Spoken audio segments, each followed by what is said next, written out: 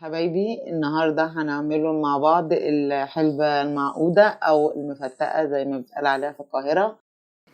مقاديرها سهلة وبسيطة، اللي هي السمسم والأساسي السمسم والحلبة والدقيق والزيت والعسل والسوداني، ونص ليمونة، وإن شاء الله هتعجبكم ونعملوها مع بعض، وإن شاء الله الفيديو يعجبكم. ما تنسوش اللايك، ما تنسوش الشير، ما تنسوش الاشتراك في القناة، ويلا بينا على الفيديو ونشوف هنعمل ايه مع بعض. بسم الله الرحمن الرحيم. ازيكم حبايبي، عاملين ايه؟ النهاردة هنعمل مع بعض الحلبة المعقودة او المفتقة زي ما بيقولوا. انا جايبة مقادير بسيطة، مش جايبة كمية عسل، انا جايبة كيلو بس عسل. هاخد عليه، هو المفروض نص كوباية سمسم ونص كوباية سوداني، بس انا بحب السوداني والسمسم كتير، اللي عايز يحط نص كوباية يحط. ده نص كوباية زيت، يعني اكتر من نص كوباية شوية. معلقتين دقيق، انا جايبة من عند العطار تحويجة الحلبة، فعلى قد الكيلو، يعني مديني على قد كيلو، هم طالعين معلقتين. ودي الحلبة اللي احنا بنشربها مطحونة، جايبها برضو من عند العطار على قد برضو معلقتين، لان هما كيلو بس. دي ربع معلقة ملح ليمون، واللي ما عندوش ملح ليمون نص ليمونة ورشة ملح صغيرة. انا الطاسة على النار، هنزل بالزيت.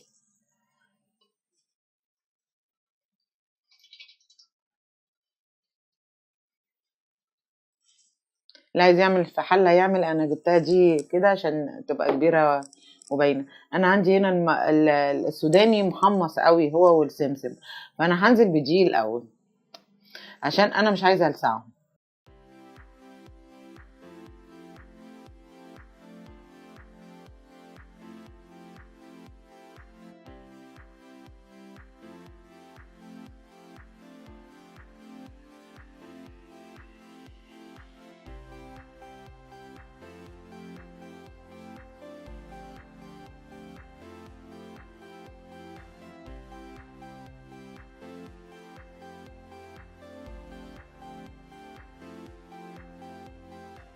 بص بقى، لونه بقى ذهبي اهو. هنزل بقى بالتحويجة.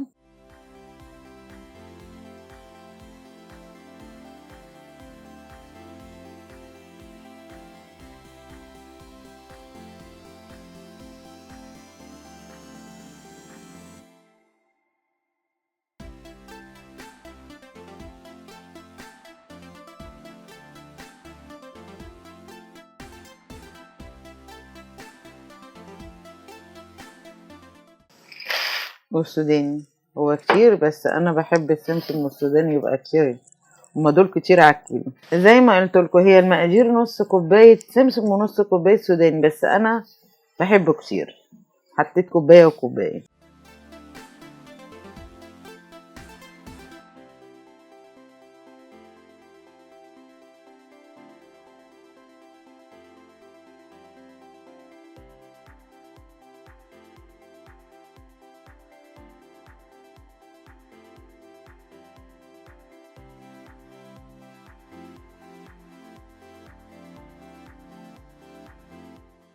التحويجه اللي هي من عند العطار بيبقى فيها كل حاجه، فيها موغات وفيها الحبه الخضراء عشان مديه على خضاره اهي، فيها كل حاجه.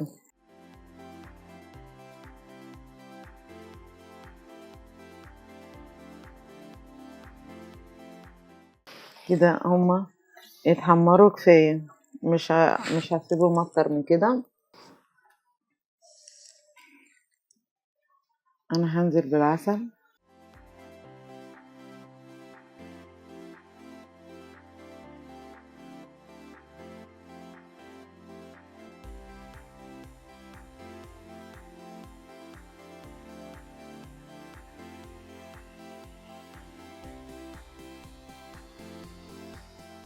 انا هنزل كده برشة الملح. اول ما يغلي هروح حاطه ملح الليمون، ساعتها بقى تحطوا، اللي ما عندوش ملح ليمون يحط نص ليمونه. انا كده بقى دلوقتي هبتدي المعلقه الحلبه اللي انا جايباها مطحونه، الحلبه العاديه اللي احنا بنغليها اهي. انا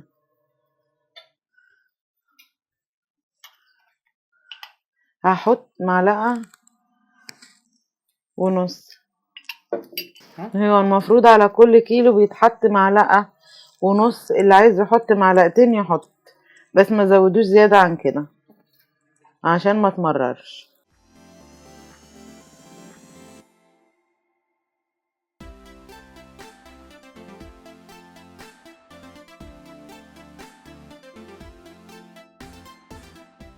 اول ما تغلي هحط ملح الليمون وغلوتين اتنين كده وهقفل عليهم. كنت عايزه اقول لكم على حاجه، لو يعني لو بتعملوا الحلبه دي ولقيتوها نسيتوها وغليت منكم كتير ولقيتوها مسكت، حطوها على النار تاني وجيبوا عسل وحطوها عليه وقلبوا، هتفك خالص وهتبقى حلوه وهترجع تبقى جميله ما تترميش يعني.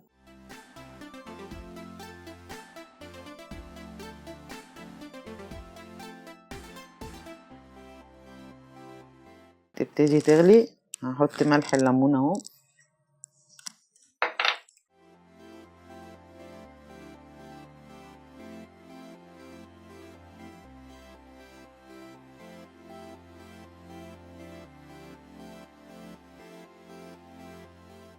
هي كده بتغلي، يعني انا مش يعني دقيقتين كده 3 غليان بس، مش هطول بقى عليها.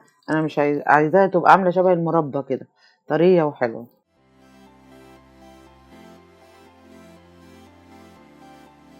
خلاص انا كده هطفي عليها. احنا كده خلصنا، خلاص احنا كده خلصنا. نسيبوها تهدى. هو لما بتتعبش في برطمانات وهي سخنه كده، برطمانات ازاز او تتحط في اطباق صيني او حاجه بلاستيك بس تبرد، تبرد خالص، وبعد كده نبتدي نعبيها. انت طبعا انت شايفينها كده وعشان عسل سخن عامل كده، انما هي مجرد تبرد هتتقل وتبقى تخينه. احنا كده خلصناها ونزلناها من على النار، سايبينها تبرد خالص لحد ما نعرف نعبيها بقى، وان شاء الله تعجبكم. وهي طريقتها سهله وبسيطه. لو عجبكم الفيديو ما تنسوش اللايك وما تنسوش الشير وما تنسوش الاشتراك في القناه، وبالهنا عليكم والف سلامه.